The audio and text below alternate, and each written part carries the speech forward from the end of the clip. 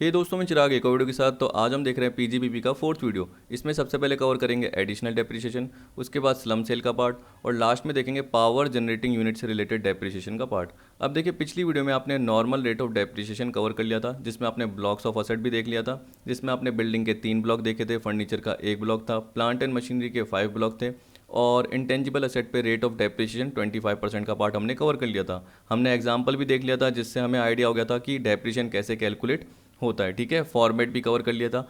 अब देखिए, आज की वीडियो में एडिशनल डेप्रिसिएशन का पार्ट है। याद रखना, ये प्लांट एंड मशीनरी पर ही एप्लीकेबल होता है, बिल्डिंग फर्नीचर पर एप्लीकेबल नहीं होता। अब देखिए, एप्लीकेबिलिटी की बात कर रहा है और कंडीशन की बात कर रहा है। तो एप्लीकेबिलिटी में बोल रहा है कि उन सारे असेसीज या इंडस्ट्रियल अंडरटेकिंग के लिए एप्लीकेबल है जो गुड्स, आर्टिकल या थिंग को क्या कर रहे हैं, मैन्युफैक्चर कर रहे हैं, प्रोड्यूस करने का काम कर रहे हैं, या इलेक्ट्रिसिटी को जनरेट और डिस्ट्रीब्यूशन करने में लगे हुए हैं। इलेक्ट्रिसिटी कंपनीज आप जानते हो, जैसे रिलायंस पावर, अनिल अंबानी की आपको पता है, तो वो क्या करती है, इलेक्ट्रिसिटी को जनरेट करती है और डिस्ट्रीब्यूट करती है। तो उस केस में वो एडिशनल डेप्रिसिएशन ले सकती है किस पे, प्लांट एंड मशीनरी पे। लेकिन ये कंडीशन सेटिस्फाई करनी पड़ेगी। या कोई भी मैन्युफैक्चरिंग कंपनी या प्रोडक्शन कंपनी जो क्या कर रही है, गुड्स को क्या कर रही है या आर्टिकल्स को क्या कर रही है, प्रोड्यूस कर रही है। उस केस में कंडीशन सबसे पहले क्या दे रखी है, देखिए ये बोल रहा है। चलो सबसे पहले एप्लीकेबिलिटी देख लेते हैं। ये बोल रहा है additional depreciation is applicable on all assessee engage in the business of manufacture और प्रोडक्शन ऑफ एनी आर्टिकल और थिंग। ठीक है। दूसरा, और in the business of generation, transmission और डिस्ट्रीब्यूशन ऑफ पावर, विद्युत शक्ति के उत्पादन में लगे हुए या वितरण में, साथ में ये बोल दिया। इसका मतलब क्या है, इलेक्ट्रिसिटी को जनरेट कर रहे हो और साथ में डिस्ट्रीब्यूट कर रहे हो, या इलेक्ट्रिसिटी को डिस्ट्रीब्यूट करने में लगे हुए हो। कंडीशंस टू बी सेटिस्फाइड, पहली क्या है, assessee must be an industrial undertaking which manufactures और प्रोड्यूसेस एनी आर्टिकल और थिंग और in the business of generation, transmission और डिस्ट्रीब्यूशन ऑफ पावर। ये तो ऊपर का ही पार्ट है। सेकंड देखिए क्या बोल रहा है, SSC acquired and installed after 31 March 2005 in new plant or machinery other than the following. इसका मतलब क्या हुआ, एक नई प्लांट या मशीनरी होनी चाहिए जो 31 मार्च 2005 के बाद खरीदी गई है एंड साथ में इंस्टॉल की गई है। ये नहीं कि जैसे आप क्या कर रहे हो, मान के चलिए कि 1 फरवरी 5 को क्या कर रहे हो, खरीद रहे हो और उसके बाद 1 अप्रैल 2005 को उसको इंस्टॉल कर रहे हो। खरीदी कब आपने, 1 फरवरी 5 को, और इंस्टॉल कब करी, 1 अप्रैल 2005 को। तो ये गलत हो जाएगा। ये बोल रहा है एक्वायर्ड एंड इंस्टॉल्ड कब की गई है, 31 मार्च 2005 के बाद एक नई plant or machinery. Other than the following का मतलब क्या है, इन पे एडिशनल डेप्रिसिएशन का पार्ट नहीं आएगा। इनके अलावा जो भी प्लांट एंड मशीनरीज होगी उन पे एडिशनल डेप्रिसिएशन का पार्ट आ जाएगा। ये सारे पार्ट है, इन पे एडिशनल डेप्रिसिएशन नहीं लगेगा। किन पे, शिप्स एंड एयरक्राफ्ट पे। ठीक है। और एक और चीज़ ये भी याद रख लेना कि आप बोलोगे सर एडिशनल डेप्रिसिएशन आप बोल रहे हो तो उस पर रेट क्या लगेगी, वो लगेगी 20%। कितनी लगेगी, 20%। और कुछ केसेस में 35% भी है, जो आगे मैंने कवर किया, आपको पता चल जाएगी। लेकिन नॉर्मली हम क्या बोलते हैं, एडिशनल डेप्रिसिएशन की रेट 20% है। और आपने पिछली वीडियो में जो normal rate of depreciation, general rate of depreciation देखी थी इसकी, प्लांट एंड मशीनरी की, वो थी 15%। अब देखिए, मोटर कार, मोटर लॉरीज, उसका तो मैंने आपको बताया था, वो 23 अगस्त 19 से लेकर 31 मार्च 20 के बीच में आपने एक्वायर और पुट टू यूज़ की है। तो उस केस में अलग पार्ट था कि 15 और 30 की जगह 30 और 45 हो गया। वो तो आप पिछली वीडियो में जाके देख लीजिए। लेकिन नॉर्मल प्लांट एंड मशीनरी पे रेट ऑफ डेप्रिसिएशन 15% है। और अगर एडिशनल डेप्रिसिएशन की बात करते हैं तो उस केस में 20% का पार्ट आ जाएगा। अगर 180 दिन या उससे ज़्यादा के लिए यूज़ हुई है तो एडिशनल डेप्रिसिएशन जो लगेगा वो 20% होगा। अगर 180 दिन से कम के लिए यूज़ हुई है तो एडिशनल डेप्रिसिएशन इसका हाफ हो जाएगा, मतलब 20 का हाफ। जैसे 15 का हाफ 7.5 होता है, वैसे 20 का हाफ 10% हो जाएगा। और जब मैं 35% बताऊंगा तो उसका हाफ 17.5% हो जाएगा। हाँ, बाकी जो आधा है वो अगले साल मिल जाता है, तो आगे मैंने सारा कवर किया है। लेकिन अभी मैं क्या बोल रहा हूँ कि इन पे नहीं एप्लीकेबल होता एडिशनल डेप्रिसिएशन। किस पे, शिप्स एंड एयरक्राफ्ट्स पे, या any plant or machinery which was use either within or outside India by any other person before such installation. जैसे रिलायंस पावर मैंने बताया, जो कि अनिल अंबानी की है, तो वो क्या कर रही है, इलेक्ट्रिसिटी को जनरेट डिस्ट्रीब्यूट कर रही है। तो उसने क्या कर दिया कि बिल्कुल नई की नई प्लांट एंड मशीनरी सेटअप करी 31 मार्च 2005 के बाद। तो इसका मतलब उसको एडिशनल डेप्रिसिएशन मिल जाएगा। लेकिन अगर उसने कोई second hand plant and machinery जो पहले से ही किसी और पर्सन ने यूज़ की हुई है, कहाँ पे, इंडिया में ही, या इंडिया के बाहर भी, यानी इंडिया के बाहर में यूज़ की हुई, अगर आप इंडिया में लेके आ रहे हो तो वो नई नहीं हुई, वो भी पुरानी ही हुई, क्योंकि वो इंडिया के बाहर यूज़ की जा चुकी है। बिल्कुल नई होनी चाहिए, बिल्कुल प्योर होनी चाहिए, न्यू होनी चाहिए, यूज़ की हुई नहीं होनी चाहिए, इसका मतलब ये। ठीक है, तब जाके एडिशनल डेप्रिसिएशन मिलता है। फिर थर्ड क्या बोल दिया, any plant or machinery installed in office premises. Office premises में कोई प्लांट और मशीनरी इंस्टॉल्ड है, जैसे एसी हो गया, कंप्यूटर हो गया, एयर कूलर हो गए, प्रिंटर हो गए, तो ये बोल रहा है कि एसी, कंप्यूटर, प्रिंटर जो ऑफिस में इंस्टॉल है, इस पे एडिशनल डेप्रिशन नहीं मिलता। इसमें नॉर्मल जो डेप्रिशन है वो तो मिलेगा, लेकिन एडिशनल नहीं मिलेगा। वैसे ही घर पे कह रहा है और एनी रेसिडेंशियल अकोमोडेशन, वहाँ पे एसी इंस्टॉल है, कंप्यूटर है, प्रिंटर, उस पर भी नहीं मिलेगा। या गेस्ट हाउस में अगर इंस्टॉल है तो उस पर भी नहीं मिलेगा। लेकिन याद रखना, अगर फैक्ट्री में एसी होता है तो आपको पता है कि वो कूलिंग करता है, जिससे आपका प्रोडक्शन का एक टेम्परेचर बना हुआ रहता है और जो भी आप गुड्स प्रोड्यूस करते हो वो ख़राब नहीं होता, तो वो प्रोडक्शन में हेल्प कर रहा है। तो अगर फैक्ट्री का एसी है तो उस पर एडिशनल डेप्रिशन मिल जाएगा, लेकिन ऑफिस के एसी पे नहीं मिलेगा। फैक्ट्री का कंप्यूटर है, अगर वो प्रोडक्शन में हेल्प कर रहा है यार ना, अगर वो प्रोडक्शन में हेल्प कर रहा है तो तब जाके एडिशनल डेप्रिशन मिलेगा, वरना नहीं मिलेगा। तो ऑफिस पे तो वैसे भी एप्लीकेबल नहीं है, लेकिन फैक्ट्री पे कब एप्लीकेबल होगा, अगर वो प्रोडक्शन में हेल्प कर रहा है तब जाके एडिशनल मिलेगा। तो ऑफिस वालों पे नहीं मिलेगा, घर वालों पे नहीं मिलेगा, गेस्ट हाउस पे नहीं मिलेगा। वैसे ही देखिए क्या बोल रहा है, एनी ऑफिस अप्लाइंसेज, मैंने बताया कि इसके अलावा और भी ऑफिस के अप्लाइंस हो सकते हैं आपके पास, जैसे वाटर प्योरीफायर हो गया, पॉल्यूशन कंट्रोल इक्विपमेंट आपने ऑफिस में लगा रखा है जो भी एक तरीके से पॉल्यूशन को कंट्रोल करे, तो ऐसी चीज़ें होंगी। कंप्यूटर, प्रिंटर तो मैंने आपको बता ही दिया, एसी बता दिया, तो इन पे जनरली नहीं लगेगा क्योंकि ऑफिस के अप्लाइंसेस हो गए। और रोड ट्रांसपोर्ट व्हीकल, यातायात का कोई भी परिवहन का साधन, ठीक है, जैसे कोई मोटर कार, ये सब कुछ हो गई, उन पे जनरली एडिशनल डेप्रिशन का पार्ट नहीं आएगा।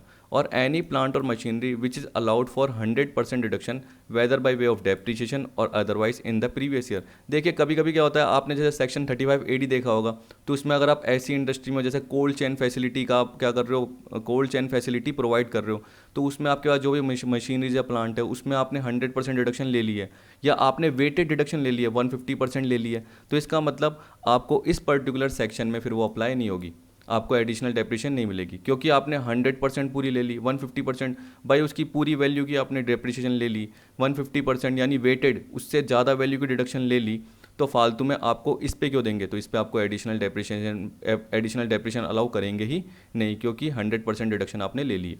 ठीक है, अब देखिए यहाँ पे क्या बोल रहा है, tax point, additional depreciation shall be available only on plant and machinery and not on other asset like furniture, building etcetera. ठीक, अब देखिए रेट ऑफ एडिशनल डेप्रिसिएशन मैंने क्या बताई, देखिए ये बोल रहा rate of additional depreciation is 20% of actual cost of such plant or machinery. अब देखिए एक्चुअल कॉस्ट बार बार बोलता है, कई लाइनों में बोल रखा है, तो उसका मतलब क्या है वो तो अगली वीडियो में सीखेंगे।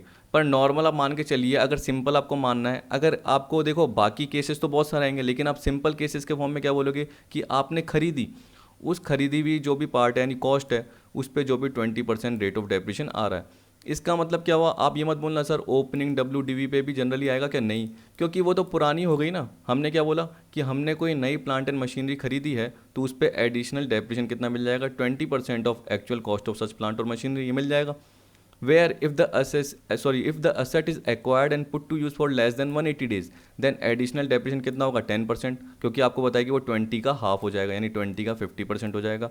तो ये बोल रहा है then additional depreciation at the rate 10% of actual cost shall be allowed in that previous year and the deduction for the balance 10% shall be allowed in the immediately succeeding previous year।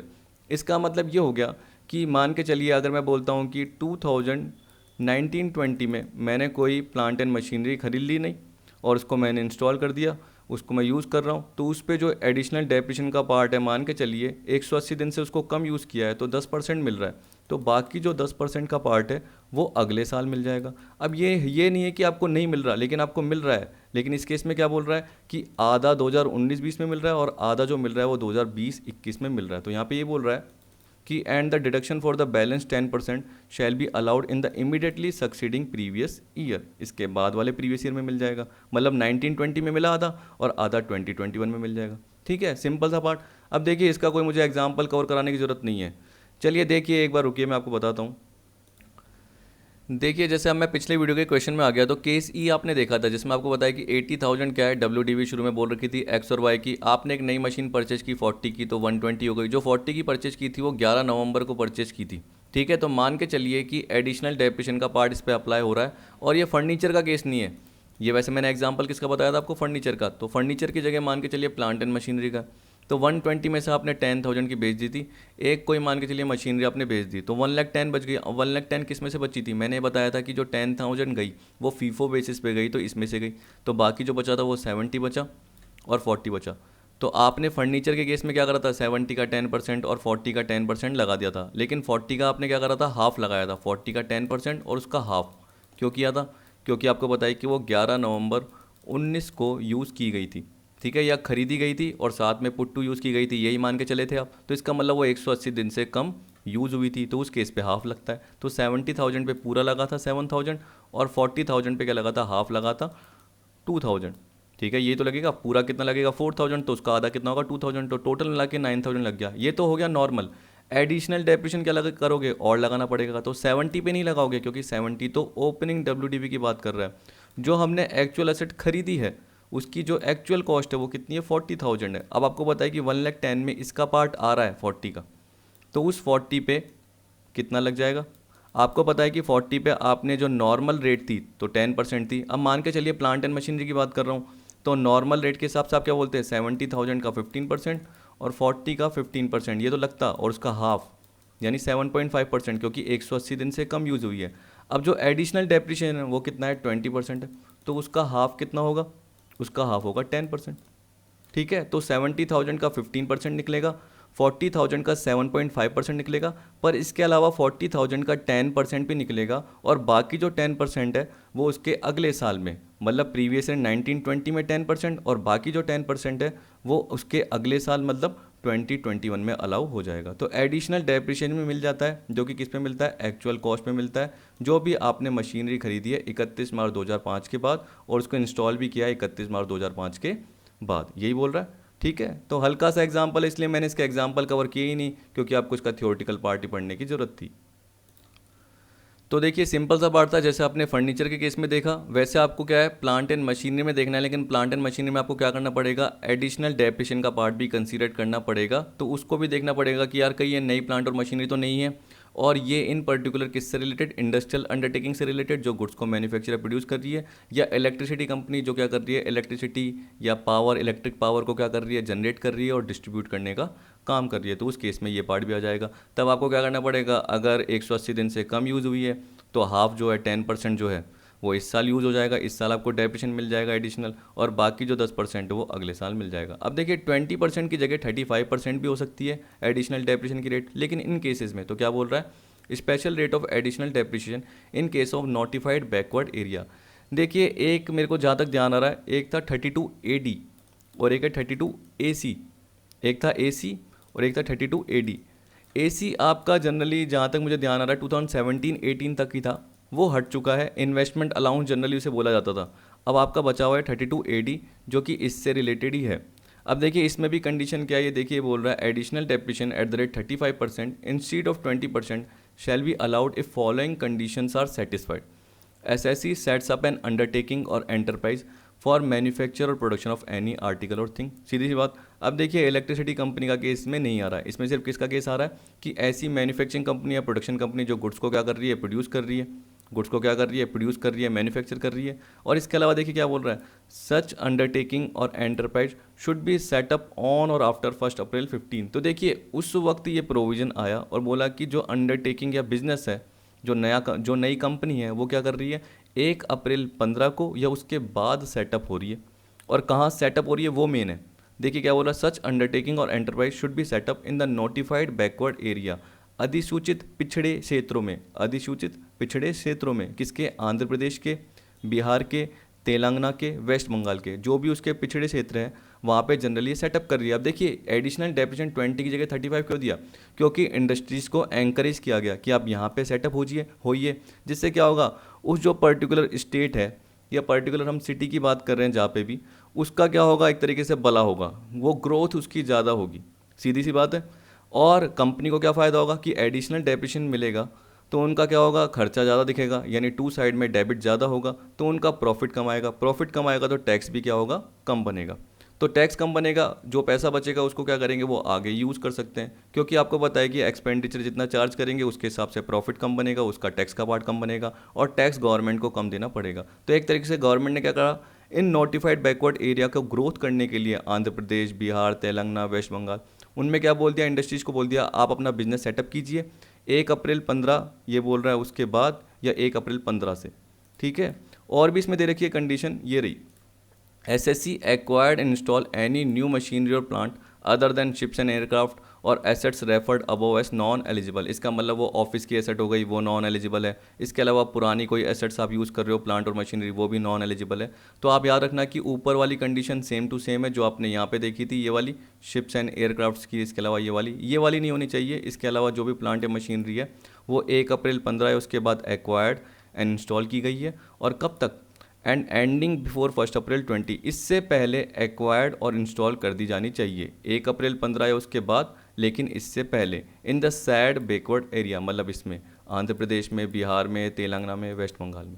Note where if the asset is acquired and put to use for less than 180 days, then additional depreciation कितना होगा? 17.5% of actual cost shall be allowed in that previous year, and the deduction for the balance 17.5% shall be allowed in the immediately succeeding previous year। जैसे मैंने क्या बताया था, 1920 में 17.5 मान के चलिए 180 दिन से कम यूज़ हुआ, और बाकी जो बचा वो 2021 में अलाउ हो जाएगा, ऐसे अगले साल हो जाएगा। तो जैसे आपने ऊपर 20% का हाफ देखा 10-10, वैसे ये 35 का हाफ 17.5 और 17.5 बता रहा है। ठीक है, अब ये चीज़ें याद रख लेना। इसमें देखिए क्या बोल रहा है टेक्स्ट पॉइंट में कि additional depreciation shall be reduce while computing the closing WDV of the respective block. WDV जब भी आप निकालते हो तो आपको पता है कि WDV बिफोर डेप्रिसिएशन होता है। जैसे अभी मैंने आपको बताया था कि 1,10,000 आपका, उसमें से आपने क्या करा, 9,000 लेस कर दिया। लेकिन याद रखो कि जैसे कोई एडिशनल डेप्रिसिएशन आ गया, वो भी 5,000 निकल के आ गया, तो वो भी आपको लेस करना पड़ेगा। मतलब नॉर्मल डेप्रिसिएशन भी लेस करना पड़ेगा और एडिशनल डेप्रिसिएशन भी लेस करना पड़ेगा, तब जाके उस साल की आपकी क्लोजिंग WDV आएगी, जो कि अगले साल क्या बन जाती है, ओपनिंग WDV बन जाती है। तो आपको नॉर्मल डेप्रिसिएशन भी लेस करना है और एडिशनल भी लेस करना है, तब जाके ये क्लोजिंग WDV उससे रेलिवेंट आएगी, जो अगले साल के लिए ओपनिंग बनेगी। अब देखिए क्या बोल रहा है, additional depreciation is not available if the new plant or machinery sold in the year of acquisition. अब देखिए याद रखिए कि जिस साल आपने खरीदा, इंस्टॉल कर लिया, आपने उसी साल उसको क्या कर दिया, प्लांट एंड मशीनरी को बेच दिया, तो एडिशनल डेप्रिसिएशन नहीं मिलेगा। इसका मतलब आप 1 साल वेट कर लीजिए, अगले साल उसको बेच लीजिए। ठीक है, जैसे आपको पता है कि 1890 में इंस्टॉल किया था, उसके बाद उसको आप 1920 में बेच दीजिए, लेकिन अगर आपने 1819 में ही बेच दिया तो आपको एडिशनल डेप्रिसिएशन उस साल नहीं मिलेगा। ठीक है, फिर बोला third, additional depreciation is not available if the power unit is claiming depreciation under straight line method that is under section 32(1)(1), ये बोल रखा है। देखिए आप याद रख लेना कि पावर जनरेटिंग जो भी यूनिट होती है उनके पास ऑप्शन होता है, या तो वो WDV वाला ऑप्शन चुन ले या SLM चुन ले। अगर वो WDV चुनती है तो आगे आने वाले असेसमेंट ईयर में भी WDV ही चुनना पड़ेगा, लेकिन अगर वो SLM बेसिस पे चुन लेती है तो WDV के हिसाब से वो नहीं चुन सकती। ठीक है, तो उस पर एडिशनल डेप्रिसिएशन भी नहीं मिलेगा। तो अगर उन्होंने SLM बेसिस पे ले लिया तो उस केस में क्या होगा, WDV का पार्ट एप्लीकेबल नहीं हो रहा, तो नॉर्मल रेट ऑफ डेप्रिसिएशन तो लगता ही नहीं है और एडिशनल भी नहीं लगेगा, याद रख लेना, अगर SLM बेसिस पे पावर जनरेटिंग यूनिट ने लिया है तो। ठीक, अब देखिए ये बोल रहा है treatment of slump sale. Slump sale generally क्या होती है, देखिए मान के चलिए कि आपकी 5 अंडरटेकिंग है, जैसे आपका ऑयल का काम भी है, क्लोथ्स का काम भी है, ठीक है, बिस्किट्स का काम भी है, इस तरीके से आपका मैन्युफैक्चरिंग का या जिसका भी पार्ट है, उसमें से आपने क्या कर दिया, एक अंडरटेकिंग बेच दी। तो उसमें जो भी एसेट्स होंगी, बहुत सारी अलग अलग एसेट्स होंगी, जैसे ऑफिस का AC हो गया, प्लांट और मशीनरी हो गई, जितना भी पार्ट, फर्नीचर्स, ये सब कुछ हो गए। तो अगर आपने बेच दिया तो ये बोल रहा है कि उस केस में इसे स्लम सेल बोला जाता है कि 4 अंडरटेकिंग थी, 5 अंडरटेकिंग थी, उसमें से एक बेच दी, या 5 में से 2 बेच दी, 3 बेच दी, लेकिन बाकी बिजनेस अभी भी चल रहा है, बिजनेस डिसकंटिन्यू नहीं हुआ, लेकिन उसका जो डिवीज़न है, जैसे मैं अंडरटेकिंग बोल रहा हूँ तो क्या बोल रहा हूँ कि आपके 5 पार्ट है, यानी 5 डिवीज़न है। जैसे ITC कंपनी आपने सुना होगा, तो ITC क्या करती है, आशीर्वाद का आटा भी देती है। इसी तरीके से आपने yippee नूडल भी देखा होगा, yippee नूडल भी देती है। और जहाँ तक मुझे ध्यान आ रहा है, बिंगो, हाँ ये भी है। वैसे ही मान के चलिए इसका बुक्स का भी काम है, पेन्स का भी काम है। तो इस तरीके से उसके अलग अलग डिवीज़न बने हुए हैं। तो अगर उसका बिंगो जो भी कुरकुरे की तरह आता है टेढ़े मेढ़े, तो बिंगो अगर नहीं चल रहे तो उसने क्या कर दिया, इस अंडरटेकिंग को बेच दिया। तो इसकी जो भी प्लांट एंड मशीनरी थी, जो भी असेट्स थी, यानी जो भी ब्लॉक ऑफ असेट्स का पार्ट था, उनसे रिलेटेड पार्ट जो भी उसने बेच दिया तो वो एक साथ बेचा है। तो अलग अलग हमें नहीं पता चलेगा कि क्या क्या असेट बेची है, कि फर्नीचर कितने का बेचा, प्लांट एंड मशीनरी कितने की बेची, क्योंकि उसने अपनी एक अंडरटेकिंग पूरी बेच दी। तो उसे जनरली हम क्या बोलेंगे, स्लम सेल बोलेंगे। देखिए यहाँ पे यही बोल रहा है, it means transfer of undertakings for A lump sum consideration, मतलब एक साथ बेच दिया आपने, जो भी सेल वैल्यू है टोटल में आई, इंडिविजुअल असेट्स की सेल वैल्यू नहीं पता। तो ये बोल रहा है it means transfer of undertakings for a lump sum consideration without assigning value to the individual assets of such undertaking. जिस भी अंडरटेकिंग को बेचा है, जैसे मेरे केस में मैंने क्या बताया, बिंगो को बेचा है, तो उसकी इंडिविजुअल असेट्स की वैल्यू को असाइन नहीं किया गया और लम सम कंसिडरेशन के बदले में, मतलब सारा अमाउंट आपको एक साथ मिल गया था, उसके बदले में आपने बेच दिया। तो अब देखिए इसमें कैपिटल गेन का पार्ट आता है, वो तो जब कैपिटल गेन का चैप्टर आएगा तब समझेंगे, क्योंकि उसमें हमें नेटवर्थ निकालनी पड़ती है, तो मैं शायद उसमें क्वेश्चन के थ्रू आपको बता दूंगा। लेकिन अभी तो यहाँ पे किसका पार्ट है कि डेप्रिसिएशन निकलेगा या नहीं निकलेगा, तो उसके लिए फॉर्मेट दे रखा है। अब इसमें भी कोई आपको एग्जांपल करने की जरूरत नहीं है, इसमें बस आपको मीनिंग पता होनी चाहिए थी, मैंने बता दिया। फिर भी मैंने फॉर्मेट कवर कर रखा है तो एक बार पढ़ लीजिए। देखिए फॉर्मेट में क्या बोल रहा है, computation of WDV of block of assets in case of slump sale. आपको पता है कि आपकी 4 या 5 अंडरटेकिंग है, उसमें से एक चले गई तो इतनी ज़्यादा में बिकेगी नहीं कि बाकी 4 अंडरटेकिंग को ओवरकम कर ले। इसका मतलब उसकी सेल वैल्यू इनसे ज़्यादा तो होगी नहीं, क्योंकि इनके पास भी बहुत सारी क्या होगी, प्लांट एंड मशीनरी सब कुछ होगी। तो नॉर्मल मैं बोल सकता हूँ कि नेगेटिव अमाउंट नहीं आएगा, लेकिन अगर नेगेटिव अमाउंट आता है तो वही कैपिटल गेन का पार्ट आ जाता है। लेकिन देखिए इसमें शॉर्ट टर्म भी हो सकता है और लॉन्ग टर्म भी हो सकता है, जो कि मैं आपको कैपिटल गेन वाले पार्ट में बताऊंगा। तो अभी मैं आपको नहीं बता रहा, अभी आपको बस फॉर्मेट बता रहा हूँ। फॉर्मेट में क्या बोल रहा है, देखिए WDV of the block at the beginning of previous year. इसका मतलब ITC की जो भी टोटल असेट है, अगर उसकी 4 क्या है, डिवीज़न है, जैसे मैंने बताया आशीर्वाद आटा है, येपी है, बिंगो है और पैन की कंपनी है, तो वो चारों जो भी अंडरटेकिंग है उसमें से अगर एक बेच दी तो चारों अंडरटेकिंग की जो भी WDV आ रही है, तो WDV of the block at the beginning of previous year, ये लिख दिया। ऐड क्या कर दिया, purchase during the previous year. Less क्या कर दिया, sales consideration for the asset sold to the maximum of MNO। इसका मतलब स्लम सेल के अलावा जो भी असेट बेची है उसका सेल कंसिडरेशन आ गया। अब देखिए to the maximum of MNO को मतलब आपको पता ही है, पिछली वीडियो में मैंने आपको बताया था कि जो भी ये अमाउंट आएगा इससे ज़्यादा नहीं होना चाहिए। अगर इससे मान के चलिए कि देखो ज़्यादा है तो यहाँ तक ही रुक जाएगा और ये जो पार्ट आ जाएगा वो क्या आ जाएगा, नील आ जाएगा आपका PQR का पार्ट। पर यहाँ पे जैसे 10 लाख है और बेचा कितने में, 7 लाख में, तो 10 में से 7 गया, यहाँ पे 3 लाख का पार्ट आ जाएगा इस तरीके से। तो ये पॉजिटिव है, ठीक है। अब देखिए अगर ये पॉजिटिव आ रहा है तो तब हम आगे बढ़ेंगे और तब देखेंगे less WDV of the asset sold under slump sale. Slump sale के दौरान जो असेट बेची है, मतलब एक अंडरटेकिंग जो भी बेची है, 2 जो भी बेची अंडरटेकिंग या 3 बेची, आपको पता है कि बाकी बिजनेस तो चल रहा है, लेकिन जो भी अंडरटेकिंग बेची है स्लम सेल के अकॉर्डिंग उसकी WDV क्या है। नोट का मतलब क्या है कि WDV कैसे कैलकुलेट होगी, तो यहाँ पे दे रखी है ये रहा, ठीक है। ये दे रखा है return down value of the asset sold under slump sale. इसमें बोल रहा है कि जो भी एसेट बेची गई थी उन सब की ओरिजिनल कॉस्ट क्या थी, ठीक है।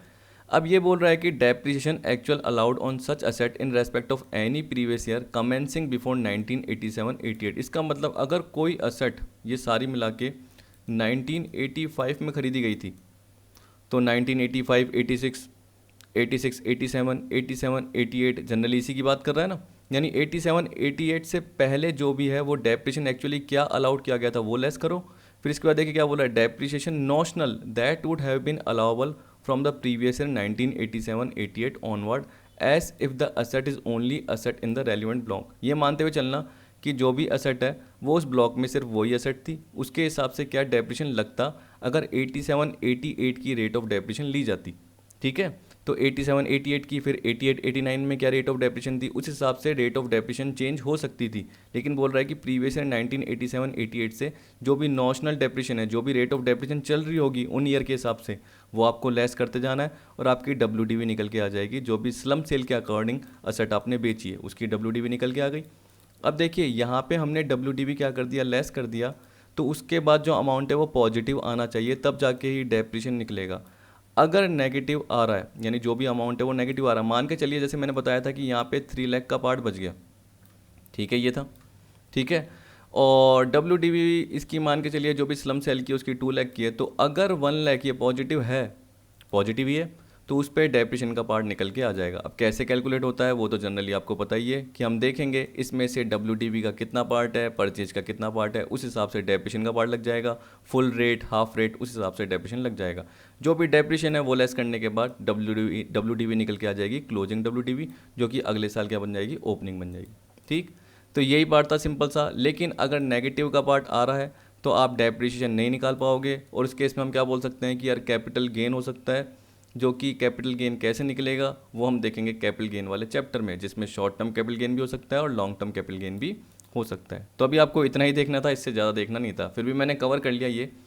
अब देखिए इसमें मैंने एग्जांपल भी कवर किया किसमें, depreciation in case of power units, मतलब जो पावर जनरेटिंग यूनिट है, पावर सेक्टर यूनिट है, जैसे मैंने रिलायंस पावर का आपको नाम बताया, तो वो क्या कर रही है, इलेक्ट्रिसिटी को जनरेट कर रही है या जनरेट एंड डिस्ट्रीब्यूट करने का काम कर रही है।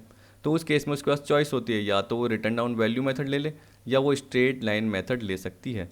अगर एक बार जो भी मेथड चुना है वो बाद में चेंज नहीं कर सकते, यानी अगर स्ट्रेट लाइन मेथड ले लिया तो स्ट्रेट लाइन मेथड से ही हर बार डेप्रिसिएशन का पार्ट लगता जाएगा। अगर डब्ल्यू लिया है तो डब्ल्यू के हिसाब से ही क्या है, डेप्रिसिएशन का पार्ट लगता जाएगा।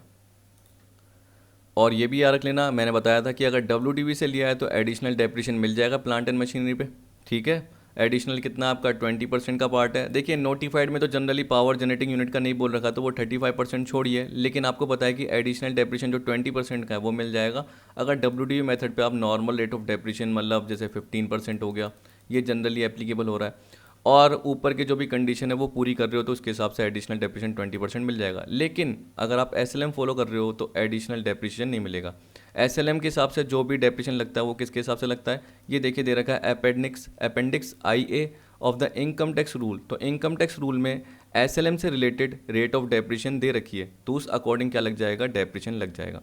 तो यहाँ पे देखिए ये बोल रहा है an undertaking engage in the business of generation or generation and distribution of power may charge depreciation in respect of asset acquired after 31 March 1907, ठीक है, at its choice under written down value method as followed by all other assessee usual, जो कि आपको पता है कि usual बाकी सारे असेसीज भी इसको फॉलो करते हैं। तो पावर जनरेटिंग यूनिट चाहे तो इसको फॉलो कर सकती है, या SLM straight line method at the prescribed rate in appendix IA of income tax rules on actual cost of asset not the block value of asset. तो इसका मतलब क्या है, एक्चुअल कॉस्ट पे लग रहा है। जैसे आपने एडिशनल डेप्रिसिएशन देखा था वो भी किस पे लग रहा था, एक्चुअल कॉस्ट पे। वैसे ही बोल रहा है कि जो रिटर्न डाउन वैल्यू में WDV पे लगता है, तो यहाँ पे WDV पे नहीं लगेगा, ब्लॉक ऑफ असेट्स पे नहीं लगेगा, यहाँ पे एसेट की एक्चुअल कॉस्ट पे लगेगा, ठीक है। अब देखिए ये बोल रहा है however such option shall be exercise before the due date of furnishing return of income. तो जो इनकम टैक्स की रिटर्न है उसकी ड्यू डेट से पहले आपको ये ऑप्शन चुनना पड़ेगा, चुन सकते हो आराम से। Further it may be noted that once the option is exercise it shall be applicable for all subsequent assessment years. इसका मतलब क्या है, आगे आने वाले साल में भी यही लगता रहेगा, आप इसको चेंज नहीं करोगे। Note, additional depreciation is not available to the assessee who claims depreciation as per straight line method. Normal सा पार्ट, ठीक। तो जो स्ट्रेट लाइन मेथड से डेप्रिसिएशन क्लेम कर रहे हैं उनको एडिशनल डेप्रिसिएशन नहीं मिलेगा। अब देखिए यहाँ पे बोल रहा है टर्मिनल डेप्रिसिएशन कैसे निकलता है और बैलेंसिंग चार्ज कैसे निकलता है। तो ये क्या बोल रहा है, applicable to assessee engage in generation or generation and distribution of power. सबसे पहली चीज़ तो ये, जैसे देखिए मैंने आपको रिलायंस पावर बताया ना, वो क्या करती है, जनरेट भी करती है और डिस्ट्रीब्यूट भी करती है। देखिए या तो सिर्फ जनरेशन में हो, या क्या बोल रखा है, जनरेशन एंड डिस्ट्रीब्यूशन में। तो इसका मतलब क्या हुआ कि अगर कोई पावर सेक्टर की कंपनी सिर्फ डिस्ट्रीब्यूट कर रही है, इसका मतलब जैसे मैं कोई कंपनी हूँ इलेक्ट्रिसिटी से रिलेटेड, मैं क्या कर रहा हूँ, रिलायंस पावर से क्या कर रहा हूँ, जो भी इलेक्ट्रिसिटी है वो ले रहा हूँ और उसको क्या कर रहा हूँ, ट्रांसफ़र कर रहा हूँ किसी और को। तो मैं क्या कर रहा हूँ, खरीद रहा हूँ, एक तरीके से परचेज कर रहा हूँ, ये मान के चलिए ना। तो मैं क्या कर रहा हूँ, सिर्फ डिस्ट्रीब्यूट करने का काम कर रहा हूँ, मैं खुद तो जनरेट कर ही नहीं रहा। मेरे पास खुद के पास प्लांट एंड मशीनरी इतना सारा सेटअप है ही नहीं, तो वो रिलायंस पावर के पास है। तो जनरली उससे ये मेथड एक तरीके से अप्लाई हो जाएगा और वो SLM मेथड चुन सकती है। अब कंडीशन में क्या दे रखा है, वही SSC must follow the straight line method of depreciation eight specified rates. Specified rate किस में है, जो कि अपेंडिक्स IA में बता रखी थी इनकम टैक्स रूल्स में। दूसरा बोल रहा है कि जो असेट है, आपको पता है कि देखिए आपने जो भी असेट्स खरीदी है इससे रिलेटेड, जिस पे आपको पता है कि आपको डेप्रिसिएशन ये पार्ट एप्लीकेबल हो रहा है किसके बेसिस पे, SLM बेसिस पे। तो बोल रहा है the asset is sold, discarded, demolished or destroyed in the previous year other than the previous year in which it is first bought into use. तो इसका मतलब क्या है, जैसे अगर मैंने 18-19 में खरीदी तो उसी में ना बेच दूँ। अगर उसी में बेच देता हूँ तो उस केस में ये टर्मिनल डेप्रिसिएशन, बैलेंसिंग चार्ज इसका पार्ट अप्लाई नहीं होगा, या तो शॉर्ट टर्म कैपिटल गेन होगा या शॉर्ट टर्म कैपिटल लॉस का पार्ट अप्लाई हो जाएगा, या शॉर्ट टर्म नहीं, कैपिटल गेन या कैपिटल लॉस का पार्ट अप्लाई हो जाएगा, जहाँ तक मुझे ध्यान है। देखिए मैंने चेक कर लिया वैसे तो यहाँ पे बोल रहा है कि जिस साल अगर एसेट्स खरीदी गई है अगर उसी साल बेच दी गई तो उस केस में ये वाला पार्ट एप्लीकेबल नहीं होगा जो भी हम पढ़ रहे हैं, यानी टर्मिनल डेप्रिसिएशन, बैलेंसिंग चार्ज नहीं लगेगा। और इस केस में शॉर्ट टर्म कैपिटल गेन या शॉर्ट टर्म कैपिटल लॉस कहलाएगा। वो क्या कहलाएगा, शॉर्ट टर्म कैपिटल गेन अगर ज़्यादा में बेच दिया और कम में बेच दिया तो शॉर्ट टर्म कैपिटल लॉस कहलाएगा, सीधी सी बात, ठीक है। लेकिन याद रखना कि अगर 18-19 में खरीदी गई है और 19-20 में बेच रहे हो तो तब तो ये कंडीशन अप्लाई हो जाएगी, क्योंकि आपने अगले साल बेचा है, जिस साल खरीदी है उस साल नहीं बेची, ठीक है, ये याद रखना। तो बोल रहा है asset is sold, discarded, demolished or destroyed in the previous year other than the previous year in which it is first bought into use. तो जिस साल खरीदी है उस साल इसको बेचना नहीं चाहिए, उसके अगले साल बेच दो तो जनरली ये अप्लाई हो जाएगा कंडीशन का पार्ट। अब देखिए इसमें बोल रहा है टर्मिनल डेप्रिसिएशन। देखिए सीधी सी बात है, आपने जो अकाउंटिंग में नॉर्मल फिक्स रेट के केस में देखा हुआ है कि कोई फिक्स रेट है 1 लाख की, मान के चलिए कि उस पर 3 साल का डेप्रिसिएशन लग गया 10% के हिसाब से SLM बेसिस पे 30,000। अब उसकी जो वैल्यू है WDV बोलते हैं ना एक तरीके से कि रिटर्न डाउन वैल्यू, मतलब उसका क्लोजिंग बैलेंस क्या निकल के आ रहा है, वो 70,000 निकल के आ रहा है। अब ये 70,000 को अगर आप 50,000 में बेच दोगे तो जो 20,000 का लॉस है उसे हम क्या बोलेंगे यहाँ पे टर्मिनल डेप्रिसिएशन बोलेंगे। किसके केस में? पावर जनरेटिंग यूनिट के केस में। तो यहाँ पे क्या बोल रहा है कि एक तरीके से ये जो लॉस है टर्मिनल डेप्रिसिएशन कहला रहा है, ये पूरे के पूरे बिजनेस लॉस के फॉर्म में बुक्स में अलाउ हो जाएगा। मतलब टू साइड में क्या कर सकते हो, आप इसको डेबिट कर सकते हो, तो जिससे आपका प्रॉफिट क्या दिखेगा, कम दिखेगा। तो जैसे आप नॉर्मल लॉस दिखाते हो वैसे ही पावर जनरेटिंग यूनिट इसको टर्मिनल डेप्रिसिएशन के फॉर्म में दिखा सकती है। तो देखिए क्या बोल रहा है, loss on transfer of such asset is treated as terminal depreciation. Terminal depreciation का मतलब क्या है, देखिए क्या बोल रहा है, positive value of WDV of asset minus sale value और स्क्रैप वैल्यू। इसका मतलब क्या है कि WDV ऑफ असेट कितनी थी, 70,000 की थी। जितना भी एक्यूमुलेटेड डेप्रिसिएशन था वो लेस करने के बाद 3 साल का डेप्रिसिएशन 30 था, 1 लाख की कॉस्ट थी, 1 लाख की कॉस्ट में 30 गए तो 70,000 की WDV बची। उसमें से 50,000 में उसको बेचा था, वो सेल वैल्यू या स्क्रैप वैल्यू लेस की, तो बाकी 20,000 क्या आ गया, पॉजिटिव अमाउंट आ गया, जो कि टर्मिनल डेप्रिसिएशन कहलाएगा। और नॉर्मल अकाउंटिंग के हिसाब से सोचिए तो ये लॉस कहलाएगा। ठीक है, terminal depreciation is written off in the books of account. तो यहाँ पे नीचे यही दे रखा है, देखिए terminal depreciation is fully allowed as deduction as a business loss. तो टू साइड में आ जाएगा, सीधी सी बात है, जिससे आपका प्रॉफिट क्या दिखेगा, कम दिखेगा। मतलब एक तरीके से एक्सपेंडिचर के फॉर्म में जैसे अलाउ होता है वैसे ही लॉस के फॉर्म में टू साइड में अलाउ हो गया। अब देखिए बैलेंसिंग चार्ज का मतलब क्या है, देखिए ढंग से देखना इसमें।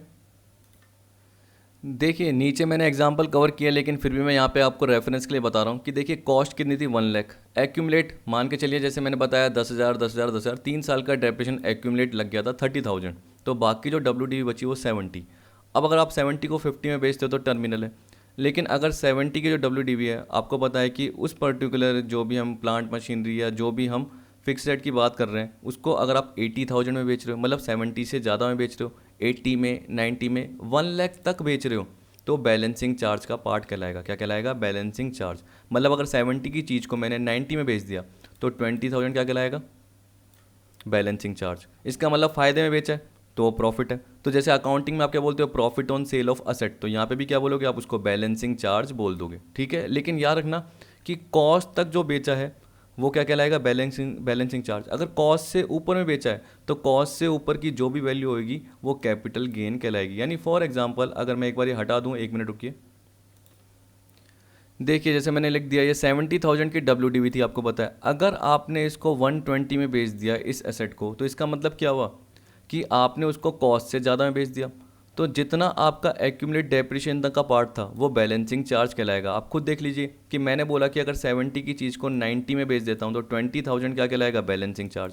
अगर 95 में बेचता हूँ तो 25,000 क्या कहलाएगा, बैलेंसिंग चार्ज। लेकिन अगर मैं 1,20,000 में बेच देता हूँ, यानी अगर 1 लाख में बेचता तो क्या होता, 30,000 बैलेंसिंग चार्ज कहलाता। लेकिन मैंने 1,20,000 में बेच दिया जो कि कॉस्ट से ज़्यादा में, तो कॉस्ट तक का पार्ट मतलब 30,000 जो भी है वो बैलेंसिंग चार्ज कहलाएगा, और बाकी जो 20,000 है जो कि कॉस्ट से ऊपर है वो कैपिटल गेन कहलाएगा। यानी कैपिटल गेन का मतलब क्या हो गया, sale price 120 minus actual cost.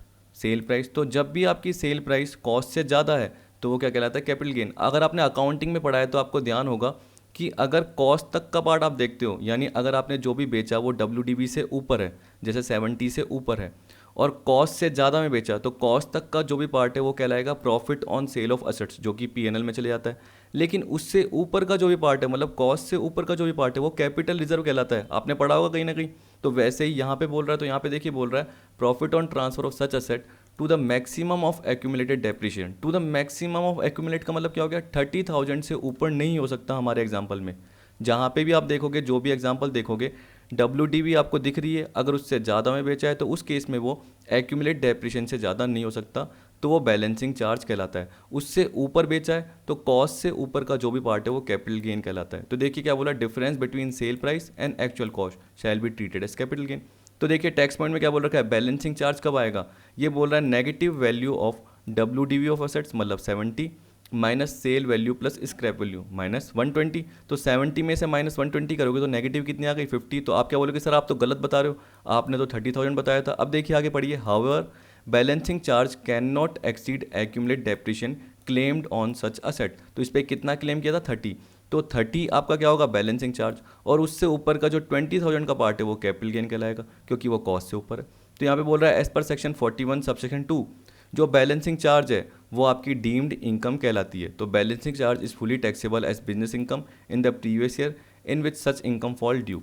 The provision holds good even if the business does not exist in that year. अगर आपको ध्यान हो कि मैंने आपको सेकंड वीडियो में बताया था एक्सेप्शन का कि बिजनेस या प्रोफेशन पिछले साल चलते हुए रहना चाहिए, सबसे पहले ये बताया था। फिर एक्सेप्शन में क्या बताया था कि आपका बिजनेस अगर डिसकंटिन्यू हो गया और पिछले साल उससे रिलेटेड कोई इनकम हुई है तो वो क्या हो जाएगी टैक्सेबल हो जाएगी।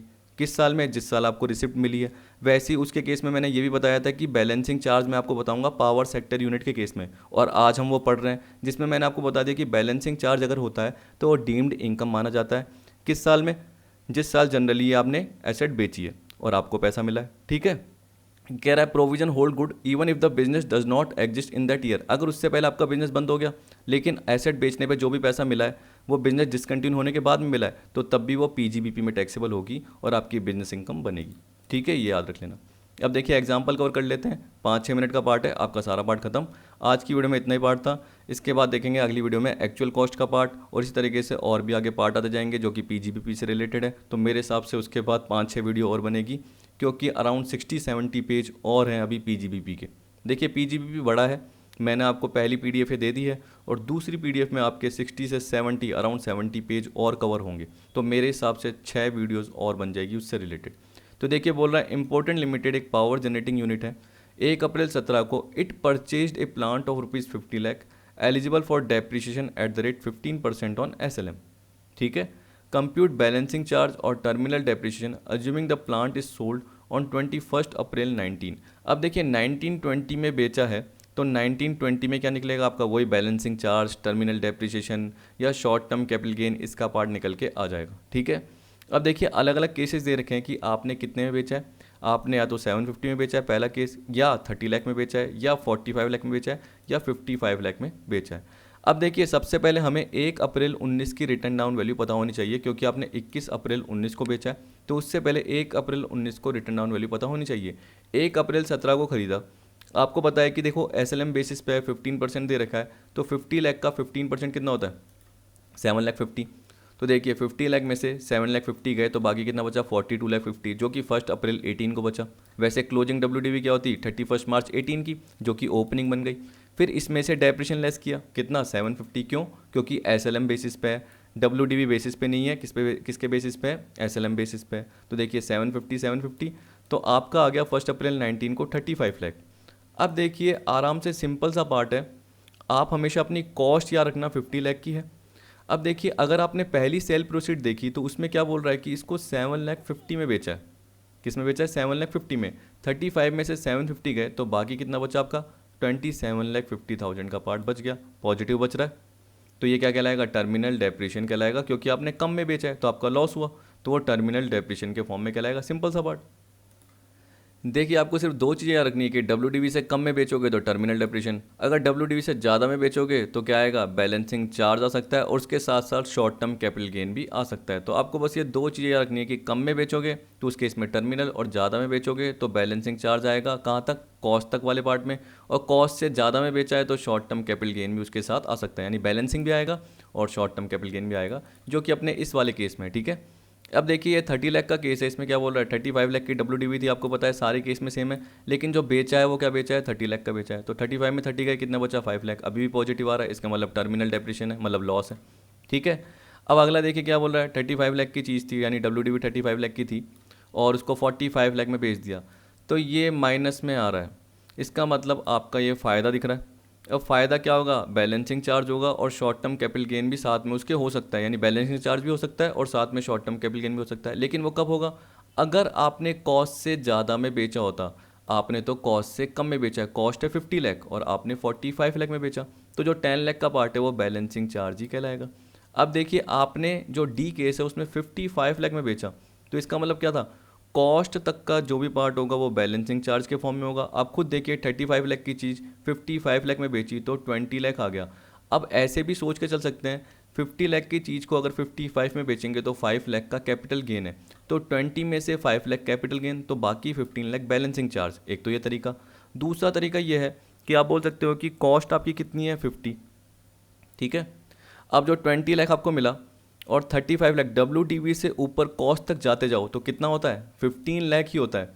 तो आपको कॉस्ट तक का ही बैलेंसिंग चार्ज एप्लीकेबल होगा और बाकी जो होगा वो शॉर्ट टर्म कैपिटल गेन के फॉर्म में होगा। तो WDV से ऊपर तक गए 35 से लेकर 50 तक पहुँचे, 35 से लेकर कहाँ तक पहुँचे 50 लाख तक पहुँचे, तो 15 लाख हो रहा है। क्या हो रहा है 15 लाख, तो 15 लाख बैलेंसिंग चार्ज है और बाकी 5 लाख आपका शॉर्ट टर्म कैपिटल गेन है। देखिए नॉर्मल सोचना है, कुछ ज़्यादा टिपिकल आपको बनाना नहीं है। तो यही पार्ट था। यहाँ पे देखिए सेकंड वाले पार्ट में ये बोल रहा है balancing charge cannot exceed accumulate depreciation claimed on such asset, the total negative balance in case the is ₹20 lakh but the accumulated depreciation कितना है 15 लाख है। Hence balancing charge is restricted to ₹15 lakh and balance that is ₹5 lakh shall be treated as short term capital gain. ठीक, तो I hope आज की video में आपको ये सारा पार्ट समझ में आ गया होगा। अब अगली वीडियो में देखेंगे इसकी एक्चुअल कॉस्ट का पार्ट और उसके बाद आगे जो भी सेक्शन है वो धीरे धीरे करके कवर होते जाएंगे। तो आई होप आपको वीडियो पसंद आई होगी। वीडियो देखने के लिए थैंक यू।